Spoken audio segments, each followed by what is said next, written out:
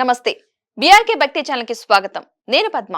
ఇక ఈ రోజు మనతో పాటు స్టూడియోలో ఉన్నారు ప్రముఖ ఆస్ట్రో న్యూమరాలజిస్ట్ శ్రీమతి జయప్రద గారు. వారిని అడిగి ఈ విశ్వావసు నామ సంవత్సరంలో ఎవరెవరికి ఎలా ఉండబోతుంది, ఈ సంవత్సరంలో ఏం చేస్తే ఎలాంటి ఫలితాలు ఉండబోతున్నాయి అలాంటి విషయాలు తెలుసుకునే ప్రయత్నం చేద్దాం. నమస్తే అమ్మా. నమస్తే అమ్మా. శ్రీమాత్రే నమః. అమ్మా, ఈ విశ్వావసు నామ సంవత్సరంలో అసలు అంటే ఏంటి, సంవత్సరంలో ఎలా ఉండబోతుంది? విశ్వవసు నామ సంవత్సరం అంటే ఒక నామం నాన్న. ఉమ్, మనకి యుగాలు యుగాది అంటే ఒక పాత కాలం నుంచి వచ్చే కొన్ని ఏళ్ల నుంచి వచ్చే కొన్ని యుగాల్ని యుగాది. ఒక్కొక్క యుగానికి ఒక పేరు ఉన్నట్టు ఒక యుగంలో అంటే ఒక 60 సంవత్సరాలు వెళ్తే ఒక యుగం. ఉమ్, ఈ 60 సంవత్సరాలకి ఒక్కొక్క పేరు పెట్టారు. ఉమ్, అలా ఒక్కొక్క నామంలో వచ్చే నామంలో ఇది 39వ నామం విశ్వవసు నామ సంవత్సరం. సో ఈ విశ్వవసు నామ సంవత్సరానికి అధిదేవత అధిపతి అంటే ఏంటంటే రవి భగవానుడు. ఈ సంవత్సరం పరిపాలన, ఉమ్, సో ఆయన పరిపాలనలో ఉంటుంది విశ్వవసు నామ సంవత్సరము. సో దీన్ని హిందూ నామం అని అంటాం. అంటే లక్ష్మీ అమ్మవారి నామం కిందలో వస్తుంది ఈ నామాన్ని. అంటే ఏంటి, ఈ సంవత్సరం అంతా మనకి అన్ని విధాలుగా కలిసి వస్తుంది అని అర్థం. అమ్మ, తర్వాత రాశి మిథున్ రాశి. మిథున రాశి. ఈ మిథున్ రాశి ఫలితాలు ఏ విధంగా ఉండబోతున్నాయి? అసలు మిథున్ రాశిలో ఏ ఏ నక్షత్రాలు ఉంటాయి, మరి ఆదాయ వ్యయాలు ఏ విధంగా ఉంటాయి, ఈ రాశి వారికి ఈ సంవత్సరం మొత్తం ఏ విధంగా ఉంటుంది? తప్పకుండా అన్న. మిథున రాశికి ఆదాయం వచ్చేసి 4, వ్యయం 2, రాజ్యపూజ్యం 4, అవమానం 3. అయితే ఇందులో ఉన్న నక్షత్రాలు మృగశిర 3, 4 పాదాల వాళ్ళు, ఆరుద్ర 1, 2, 3, 4 పాదాల వాళ్ళు, పునర్వసు 1, 2, 3 పాదాల వాళ్ళు మిథున రాశిలోకి వస్తారు. ఈ రాశిలో వీళ్ళకి ఈ సంవత్సరం అంతా కొన గురువు ఈ రాశిలో సంచరిస్తూ సువర్ణమూర్తిగా వీళ్ళకి సామాన్య ఫలితాలని, తర్వాత దశమ స్థానంలో తామ్రమూర్తిగా శనేశ్వరుడు సామాన్యమైన ఫలితాలు, రాహుకి చంద్రుడు ద్వితీయ భాగ్యస్థానాల్లో ఉంటూ లోహమూర్తులుగా సామాన్యమైన ఫలితాలని అందిస్తున్నారు. అయితే ఈ రాశి వారికి మనం చెప్పుకుంటే ఈ ఫలితాలు చూసుకుంటే గురువు చాలా సామాన్యమైన ఫలితాలు, సువర్ణమూర్తిగా ఉంటూ కూడా సామాన్య ఫలితాలు అంటే ఏంటంటే ఈ రాశిలో ఇప్పుడు దాకా వీళ్ళు ఎదురు చూస్తున్న ఇబ్బందులు ఏవైతే కష్టాలు గత ఏ సంవత్సరంగా వీళ్ళు ఎదుర్కొంటున్నారో ఆర్థికపరమైన నష్టం అనేది జరుగుతుందో అది కాస్త ఆగుతుంది, అంతేగాని వస్తుంది కాదు, ఆగుతుంది.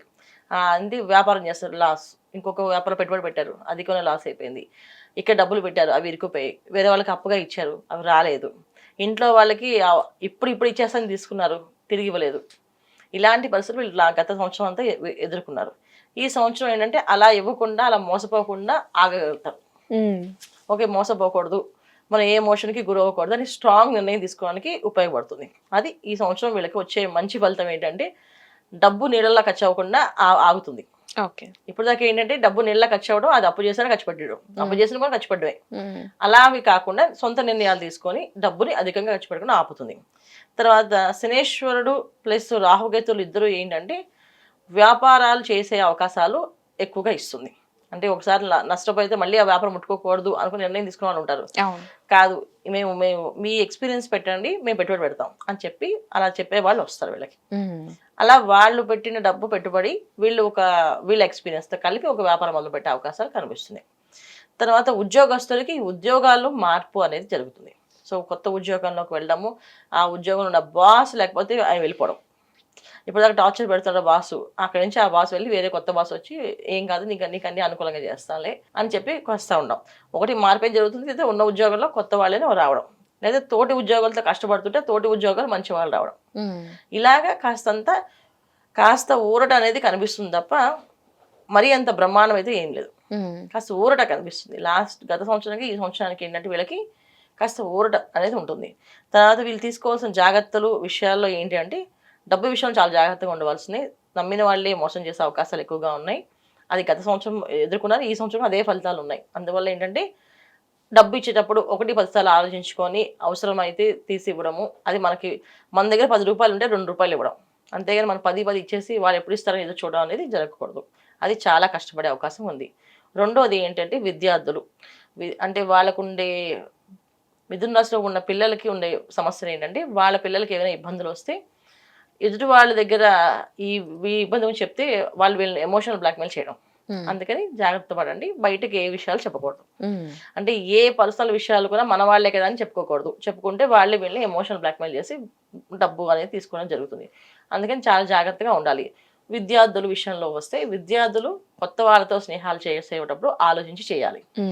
కొత్త స్నేహాలు పరిచయం పెంచుకొని వాళ్ళతో పాటు ఎక్కడికైనా వెళితే వాళ్ళు వీళ్ళని లాక్ చేసి వీళ్ళని ఇబ్బంది పెట్టే అవకాశం కనిపిస్తుంది కనుక విద్యార్థులు ముఖ్యంగా చాలా జాగ్రత్తగా ఉండాలి. కొత్త స్నేహితులు కొత్త వాళ్ళతో కొత్త ప్లేసులకి వెళ్లకుండా ఉండడం చాలా ముఖ్యం.